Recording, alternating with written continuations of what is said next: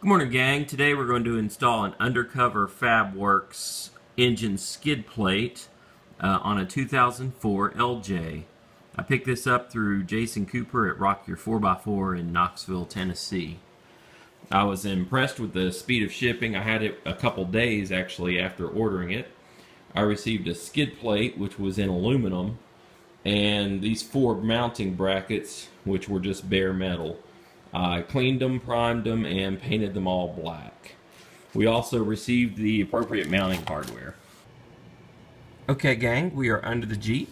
I have just inserted the bolts into the motor mounts. That's a bolt and a washer. The way I did it was I slid my hand up inside the motor mount, and then with my other hand I fed the bolts down from the top and kind of manipulated them into place. It was a pain. I have small hands and my fingers were getting stuck. If you have NFL fingers, then you're going to have a hard time. Here's what the driver's side looks like. And same deal, slide your fingers up into the motor mount hole. I'm not sure if you can see that. And drop the bolts in from the top, catch them, and hope you can wiggle them into place. Okay, we've got the motor mount brackets installed on both the passenger and the driver's side. Torqued the bolts down to, the nuts down to 33 pounds.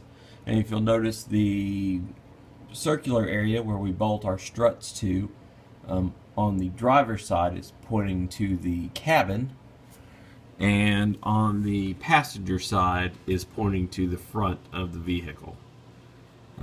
Next step for me, which I could have done prior to this, I just didn't realize I needed to do it because again that's not in the instructions, is to remove my automatic transmission skid plate. So bolt on the end and a bolt on the end and a couple bolts on the back. We'll get this puppy off and do some more video. Automatic transmission skid plate has been removed. My nut certs were spinning in the frame, so I actually had to use the cutoff wheel to cut the bolts out and then pry it out. So that's done. That was a lot of work last night, unexpected. So next step are going to be to install the struts. One thing I did notice with the hardware kit, it did not come with washers for every bolt. Per the instructions, it's not really needed as the holes in the front of the skid plate are the exact size. But I'm kind of OCD like that and like to have washers on things. So I went to the hardware store and picked up a few more 3/8" washers. So I'll go ahead and get these struts on and then do a picture showing you what the struts look like and how they needed to be mounted. Struts are installed. I apologize, it's hard to get an angle on them. But here's the passenger side. If you notice, this lip is pointing to the front of the vehicle. This flat section is to the outside of the vehicle, and the flat section here is rear of vehicle. Tab is in front of the strut. Same with the other side. Tab is in front of the strut. Flat section to the out.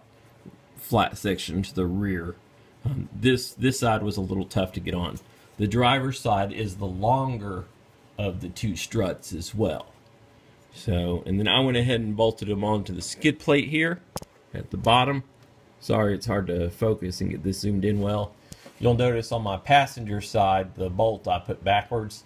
It looked like it was going to rub on my exhaust if I did otherwise.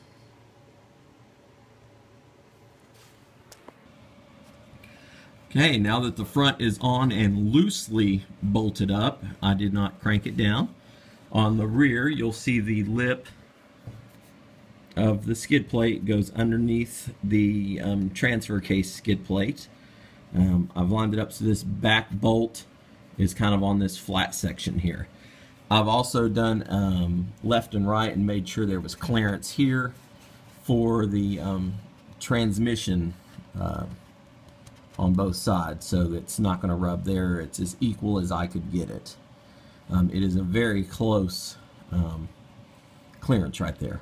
So next step will be to drill some 3/8" holes and throw some bolts up in there, and then we would be done with this project, and I'll do a final video. Here we go, install is complete. We've got our front struts attached to the skid plate and cranked down. I need to touch them up with some spray paint.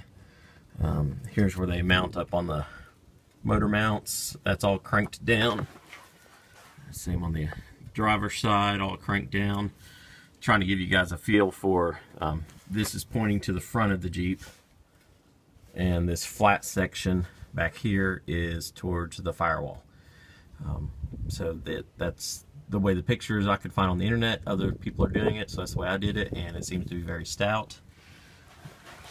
Drill it back here into the rear lip of the factory transfer case skid plate. It's about 1 inch or so in, and that worked out really well. And here's our oil fill hole, kind of lined up. Don't know if you could see that. There you go. So I think I'm going to make a little bit of a mess when I change the oil, but that's all good. Thanks for tuning in to my Jeep Heap as we've installed this Undercover Fab aluminum skid plate. In review, the only tricky spots I had were removing the factory transmission skid plate. I had to cut the bolts out, and then getting the front struts aligned properly. Took a little bit of a trickery to figure out the right way to do it. And I added some extra washers to the hardware package just because I'm OCD. Otherwise, I think you could do this install in about an hour, and that should be it. Excited to go hit it on the trails. Check out my other videos. Thanks.